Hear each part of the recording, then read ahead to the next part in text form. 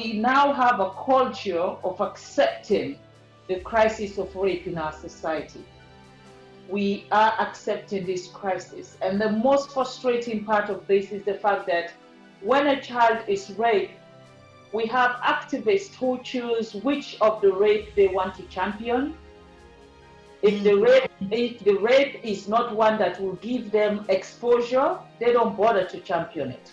We must get the African Union to take this as an important issue, as important as it is for economic and political empowerment of women. The factors that persistently fuel this rape in Africa is exposure now to modernity, reading of sex books, watching pornography.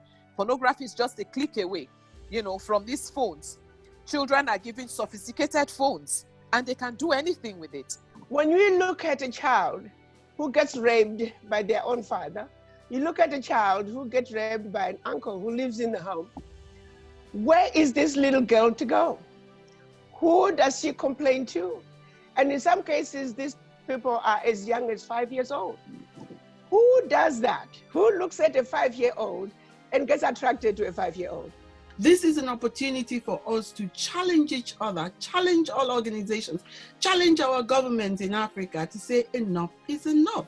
If they want to weaken the community, then they weaken their power source, and that is women. Our boys need to understand that girls are not toys. They are not things to play with. They need to understand the value of a woman from a very early age. And one of the things that I think will be useful to see in that kind of uniform protocol will be an African sex offenders register, where every nation will be obliged to have a sex offenders register that will deal with this. Because if you're damaged from your framework from the beginning, however rape occurs at whatever age, you're damaged and you can probably never accomplish your highest goals. So we have to get our leaders at the highest levels to begin to look at this. And it's easy to look at another woman who's been raped and say, oh, I feel sorry. But if you ask a man, what if somebody rapes your daughter? First thing they'll say, I'll kill that person. But every girl must be seen as the daughter of every leader, if you're a leader of a country or a community or a church. This issue of rape should be treated as an invasion of the human rights of our women. So if we empower girls that their bodies are a temple and they have full control over their bodies at a young age, and we remove behaviors like the hyena that is given permission to violate a girl, if we remove those practices from culture and empower girls at a young age to be in control of their bodies, control of their futures, control of money, education, careers that they choose, then we have empowered young girls with a voice that they can use to say no, even in a marital setting.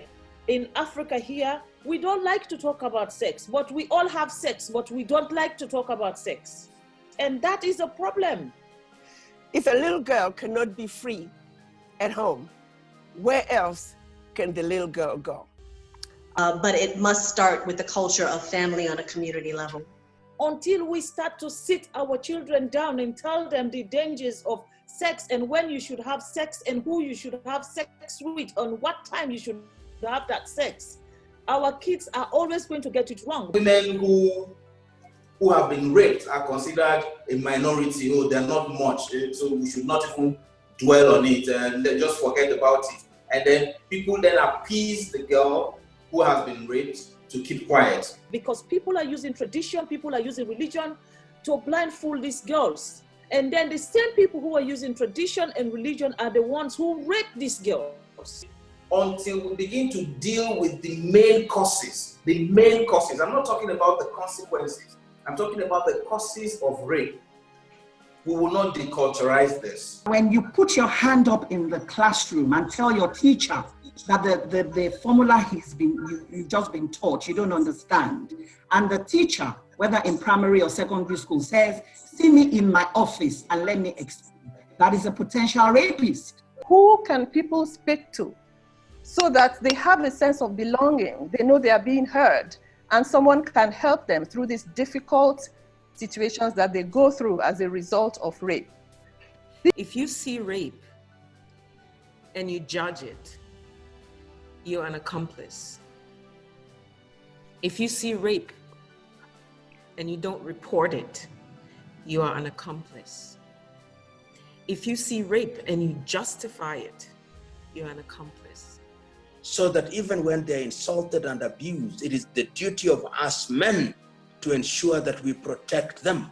And once we ensure that that happens and we create structures where those who go beyond the bounds of decency and decorum are punished in the fullness of time, actively and effectively, and for the benefit of our society. No matter what we do, no matter what we say here, if we don't educate our young boys, if we don't take this advocacy to the schools.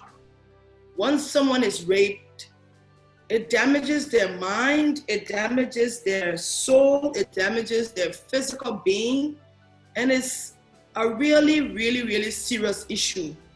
The only way rape will stop in Africa is not by legislation, it's not about policies, it's about every African person speaking with one voice and a stronger voice and telling every one of us that we are not going to accept this. Because when your child is destroyed, believe me, that child it becomes your own liability now. Make this visible, make this no longer tolerable in our communities. And then we who are mothers must begin to teach our sons, what it is like to protect your sister or to protect your wife or to protect your daughter that they were giving to you as a gift by God. What taking it is action. We're going to take action on this. I can assure you that AWLO will take action on this. We've not done this before. This is the first time we're coming out to advocate for this, saying that enough is enough.